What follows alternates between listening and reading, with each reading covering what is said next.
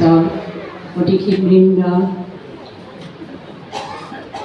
ভট্টাচাৰ্যদেৱ আৰু শইকীয়াদেৱ, লগতে মঞ্চত উপস্থিত সুধীবৃন্দ আৰু সন্মুখত বৰিষ্ঠ সমূহ ৰাইজ আৰু আজি অনুষ্ঠানটিৰ মধ্যবিন্দু মোৰ মৰমৰ ছাত্ৰ ছাত্ৰীসকল, মই আজি ইয়াতে এটি কবিতা পাঠ কৰিব খুজিছোঁ। কবিতাটো স্বনামধন্য সাহিত্যিক শিক্ষাবিদ ডক্টৰ পূৰ্ণ ভট্টাচাৰ্যদেৱৰ 2021 চনৰ 30 ছেপ্টেম্বৰত আমাৰ অসমত এটা কবিতা পাইছিলোঁ। মই ভাল লগা কিছুমান কথা সাঁচি ৰাখোঁ। এই কাগজৰ টুকুৰাটো মই সাঁচি ৰাখিছিলোঁ, খুব ভাল লাগিছিল। তেখেতৰ কবিতাটো জনশ্ৰুতিত গংগা পুখুৰী। তেখেতৰ সাহিত্যিক সৃষ্টি বহুত মূল্যৱান, বহুত শ্ৰেষ্ঠ।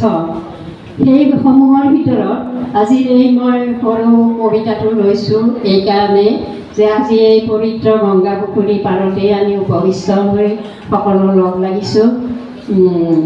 আৰু এই কবিতাটো ৰচনা তেখেতৰ এই গংগা পুখুৰীক লৈ। আৰু ইয়াৰে এটা পংক্তি বিজু মহাজনে অলপ আগতে আপোনালোকক শুনাইছে। মই গোটেই কবিতাটো পাঠ কৰিম বুলি ভাবিছোঁ। ইয়াত কিবা ভুল ত্ৰুটি হ'লে ভট্টাচাৰ্যদেৱে যেন ক্ষমা কৰি দিয়ে। জনশ্ৰুতিত গংগা পুখুৰী। প্ৰস্তাৱনা। পুখুৰীটোৰ নাম গংগা পুখুৰী, তাতেই ডুবি গৈ আছে জনশ্ৰুতিৰ এমুঠি কবিতা। সিংহা ৰজাই খন্দাইছিল পুখুৰীটো, প্ৰজাৰ বুকৰ সমভাগী হৈ।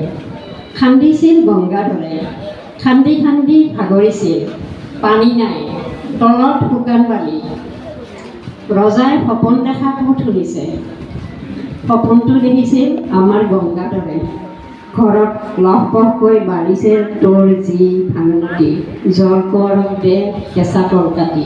দেখিবি ৰাতিটোৰ ভিতৰতে পাৰ ভাঙি উপচি উঠিব তোৰ মনৰ পুখুৰী। কথা দিছিল গংগাধৰে, কথা ৰাখিছিল সপোনটোৱে।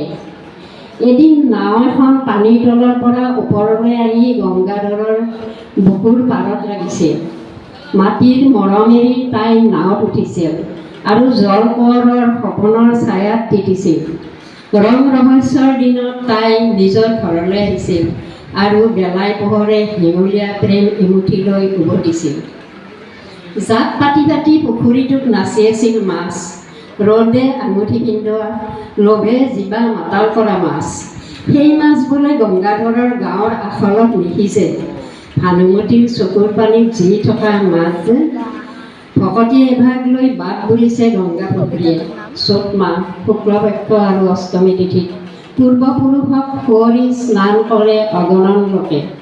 পুত সলিলা গংগা হয় প্ৰবাহিনী, গংগা পুখুৰী পানীময় ভকতী জীৱনদায়িনী।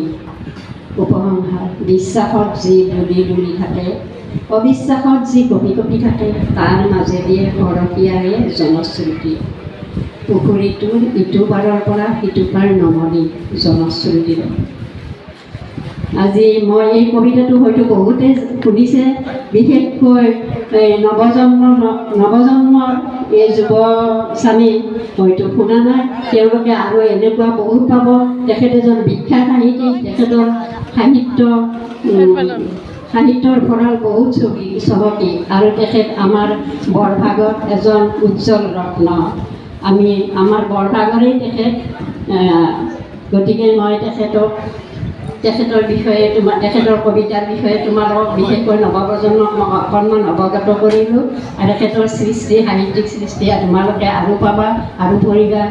গতিকে মই বৰ বিশেষ বেছি কথা কৈ সময় নষ্ট নকৰোঁ। আজিৰ অনুষ্ঠানৰ মধ্যবিন্দু শিক্ষাৰ্থীসকলক মোৰ শুভেচ্ছা জনাইছোঁ। তেওঁলোকৰ ভৱিষ্যত উজ্জ্বল হওক। লগতে আজি এই অনুষ্ঠানটি আয়োজন কৰাৰ কাৰণে বৰকুৰীয়া যুৱ সংঘৰ সমূহ কৰ্মকৰ্তা উদ্যোক্তা সকলোকে মই আন্তৰিক মৰম ধন্যবাদ আৰু কৃতজ্ঞতা জ্ঞাপন কৰিছোঁ মোৰ স্বামীৰ সোঁৱৰণত এই অনুষ্ঠান পতাৰ কাৰণে আৰু বৰ বিশেষকৈ বেছিকৈ আমনি নকৰোঁ। ধন্যবাদ।